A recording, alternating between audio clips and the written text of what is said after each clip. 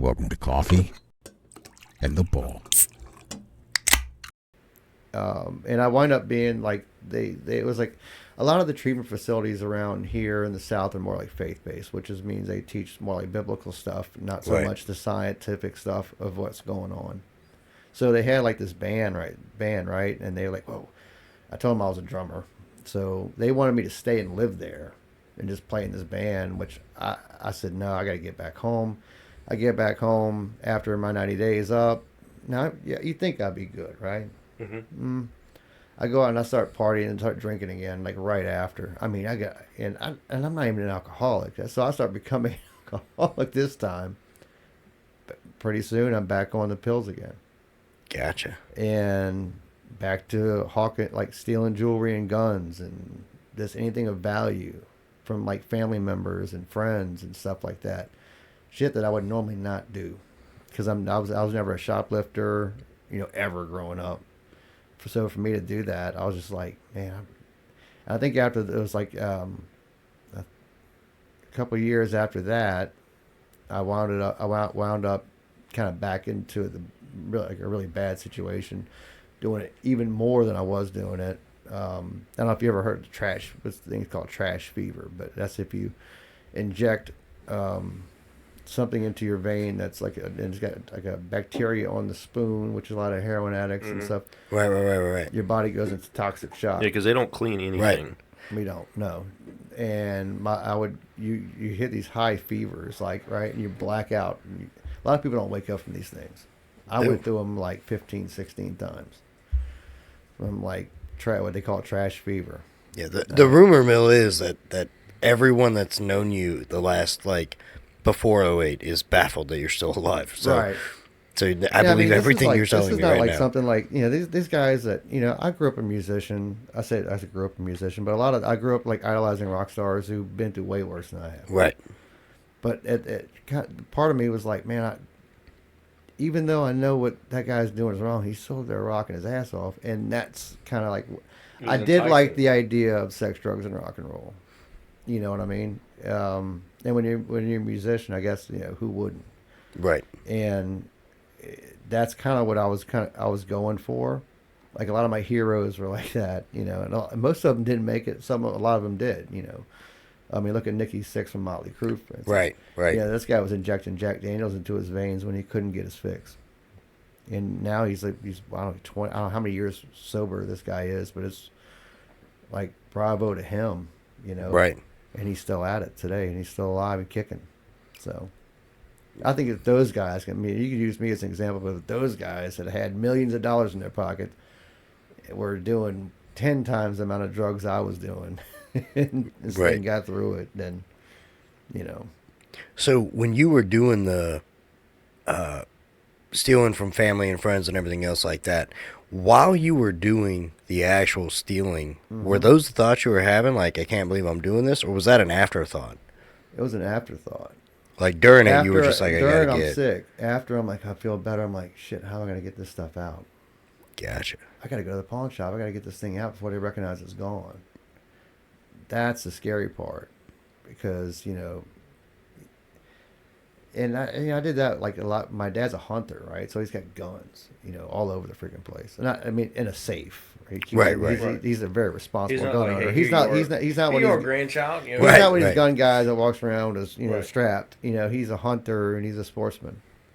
And I'm like, I gotta get these out before deer season kicks in, or he's gonna notice. He's gonna realize they're gone. Yeah. Right. And I'm like, you're suspect like, number one. Your father's the kind of guy you grew up kind of fearing. Now, usually if like when you hear a parent, don't let me get your dad in here. Right. When you start stealing from somebody that says, don't let me get that man in here, that's when you know you're cooked, man. Right. Because that's the guy the person that you like. He would. But anyway, like I would get things out, and a lot of times it was like too late. The 90-day period's up at the pawn shop. It belongs to them. Cops get involved.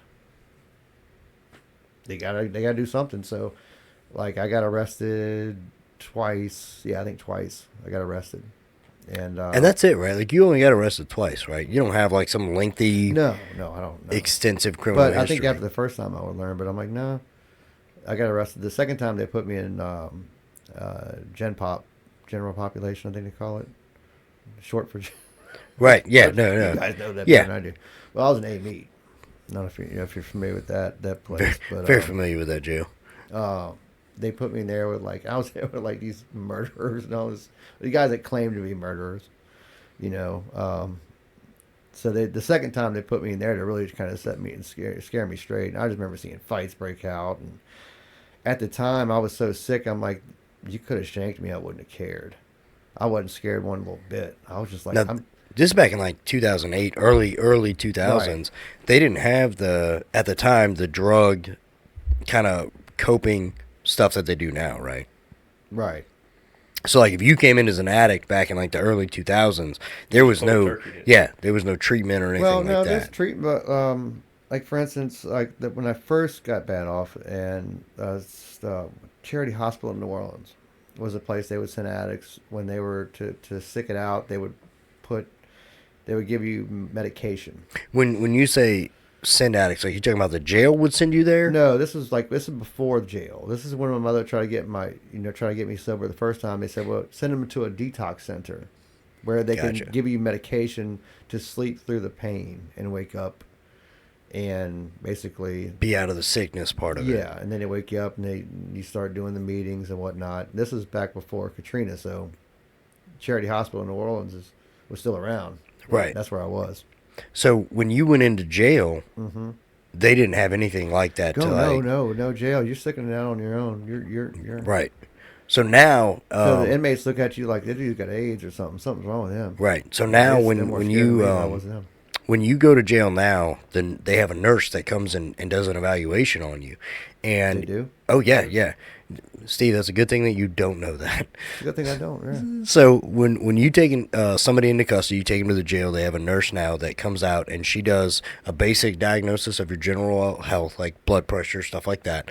And they ask you, Have you taken anything you want me right? to detox? Are you going to detox on anything? Are Never you been going asked to that, no. right? And so then, like, if you come out and you're like, yeah, no, I'm an active user of these narcotics, they will do detoxing medication to prevent you from having to go through those sickness and everything else. Now, I'm sure the cravings, the withdrawals, it's not the In same. this area. Oh yeah, yeah. That's crazy. I can't say I'm sure it it's doesn't mask everything. right, No. But right, if I'm sure if it helps out at all. I'm right. surprised they would do that. Mm-hmm. Oh, it's extensive, but it comes from you have guys that are much like in the 80s and the 90s where you had people that were so alcohol dependent that if you deprived them of it that they would go into their body goes into shock. It's the same thing with addicts, and something that they've learned over time is that you get these guys that have been using, like that Nikki Sixx who used for so long Right. that you just can't cut just that cold turkey it. right. You No. can't cut that supply off. It's not like done nicotine. it. I've kicked it like behind locked doors, and I've done several different ways of cold turkeying it. Or I would do like my mother, would say, "Oh, she had anxiety medic. I'll give you one of my anxiety medications to help maybe make the pain go away." And then there were some days where my mother would be like, "How much money do you need? Because I can't watch this anymore." And she would. Right. If you ever watch the show Intervention on A&E, Right. I don't know if it's still around, but Oh yeah. you see these parents dropping their kids off to the dealer's house all the time. Well- And these aren't parents. They're not supporting their kids doing it. Like their kid's sick, They just can't and their imagine instinct watching as the a parent suffering. is I cannot watch my son suffer. How much do you need? Right. After a while, you stop asking how much. She stops asking how much you need. She don't got everything she has, and then you're going in her purse and pulling out of money without asking. Right. And that's when shit starts getting real. So it's You can beat that out. no shit's okay. Okay. Good. So it's enabling, but it's not out It's of part of the addiction process. right. Well, It's That's because why they don't put want to see you families- suffer. When you go to treatment facilities, they always have a family session. Right. They have right. several of them for a lot of people. But where they have most treatment facilities have a licensed psychiatrist or whoever's. They always have the parents come in, and because it's a family problem, it's not a you problem. That's how they see it. So they want to get down to the root of what's causing this. What was his life growing up? What was your life with him growing up? They ask all kind of questions, So I remember that. So you get arrested the second time, Right.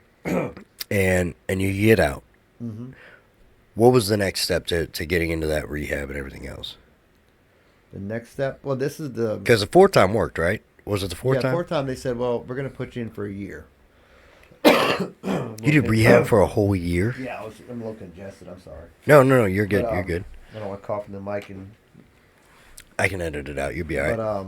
But they put me in for a year. That's a long year too, by the way. That sounds right. Would you rather do a year in rehab or a year in jail? I'd rather do a year in rehab. You may take better care. I mean, rehabs. You live with a bunch of guys. It's an institution. You know, that's what rehabs are. So, damn it, I'm so congested. But like, no, it's like this. It's you got several different personalities. So when you're in there for a year, you see a lot of people come and go, and a lot of the guys in there for 90 days. Well, they'll have a program where like, well, you can do an extended stay. So, I did the extended stay for a year, and I would see these guys do like their 90 days and come back a month after they're gone. They look just as 10 times worse than they did before, you know, when they completed the program. So I saw them come and go all the time, and then some didn't come back at all. I'd find out they would died, you know. But rehab's not a fun place. Right. It's better than jail, though. I give you that. You probably have better beds. Not really. Well, no, it's thicker mattresses. Yeah. I mean, jail. You're lucky if you get a mat. Right. Especially if you're a new guy. So now we're looking at almost 2 decades of sobriety. What's the struggle like as far as, you know, you did your year in rehab. What's the next few, like, year, 5 years, 10 years look like as far as that struggle or the temptation to relapse? I went through a bad depression where I isolated myself for years. I wasn't using, not even close. I mean, I was just depressed, really. Right. And I thought I needed to be at the time because like a lot of guys, they get out of rehab and they start dating right away and they fall in love and they get their hearts broken or vice versa and they're back to it. I had a few people that were like kind of coming in and out of my life, and I was like, you got to leave, you got to go.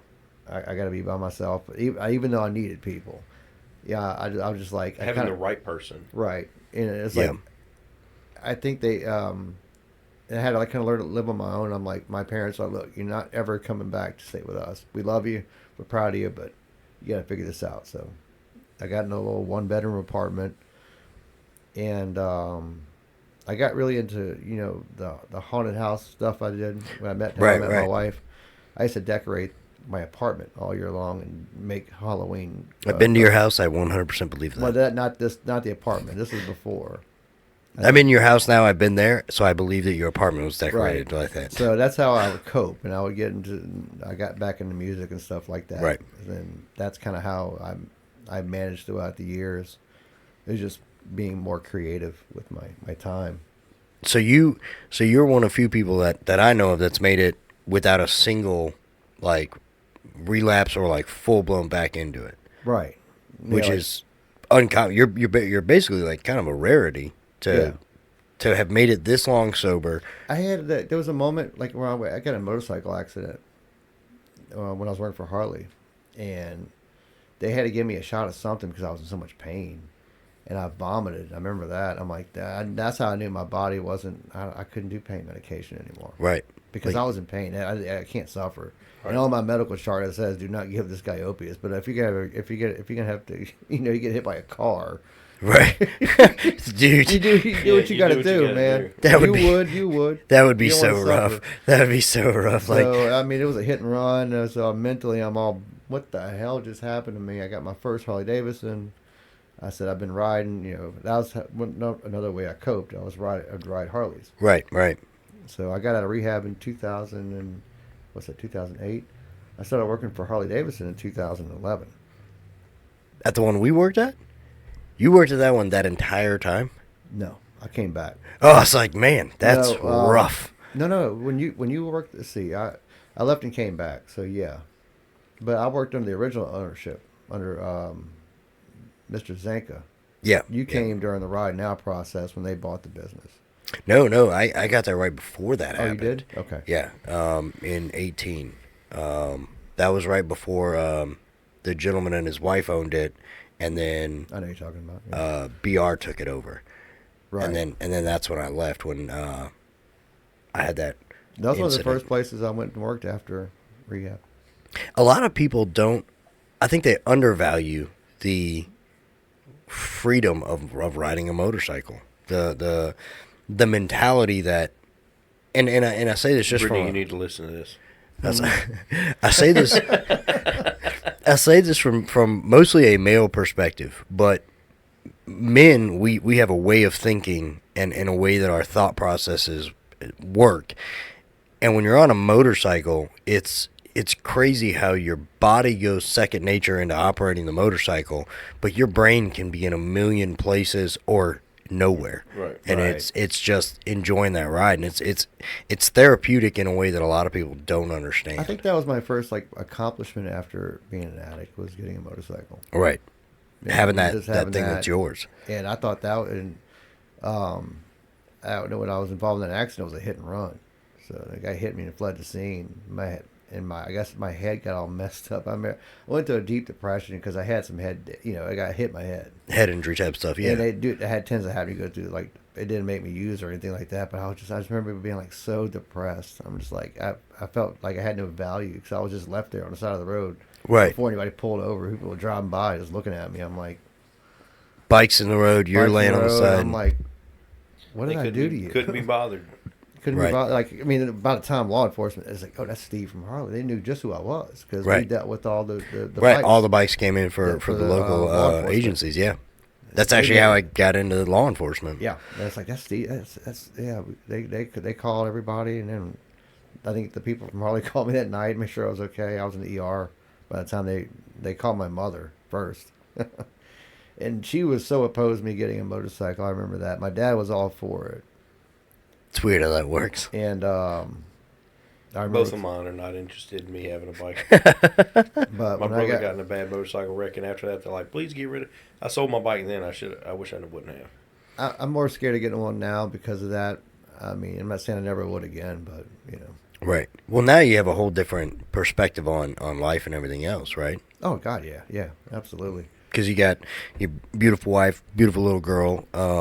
So what's that like? 20 years ago, Steve. Oh, yeah. And if you'd have told 20-year-old, my brain's not working. 20 years ago, if you'd have told yourself that you'd be married and have a daughter at this point in your life, what? So by the time I'm middle aged. Right. What do you think that guy would have said? Well, I know a lot of people are saying I was a late bloomer because I'm like I said, I got a 4-year-old child. Most people my age that are approaching 50, their kids Have are already grandkids or graduating. whatever. They have Right. grandkids. I know people my age have grandkids, and I got a 4-year-old. So I will I would say, have said I didn't think I would ever get married or have kids. Right. Honestly, I mean I don't know. When I say married, I said I would eventually end up married. I think, but I think waiting so long, like 44 years old, and you having your first Right. kid. I'm like I was surprised that happened. I love watching your videos So of you and your daughter. Like, you can hear the dad in your voice. Like, there's Yeah. we talk about it with being parents, and there's a difference in a man's voice when he goes from I'm at work or I'm dealing with a situation to I'm daddy, and that's like a whole different demeanor. And I love watching it because I didn't know, like, when I met you, you didn't have any kids yet. No. Like, it was just you and your Well, wife. second thought, actually, I didn't think it was going to happen. Right. And so it was, Even my mother said it. She's like, you probably want to, yeah. My mom passed away in 2016, but so she'd be surprised. I think the way your life changed. she did say that. No, well, she knew my life was, she got to see me get married, so that was good. Right. She did tell me. I remember her saying like, y'all should try to have kids. I was like, I don't know. It's late in the game, Mom. I'm not sure, but it happened. And like I'm glad it did. And I have it. Yeah, and now I know how to protect. I said I know how to protect my kid. I know what the signs are when I Right. raise a child that my parents didn't know. I'd be like, there's things I could tell, Do you think you would share this information with your daughter? like without her asking. When she's older, like When just she's older. letting her know, kind of, hey, this is what your dad's story is. So maybe so she knows who you. Who, Yeah, I would imagine so. I mean, what age do they start talking to kids about like the elementary school, DARE, and all that other DARE stuff. program. I didn't graduate. I didn't go to graduation that day, so I'm blaming all on that. Damn lion! I That lion didn't make it. Nope.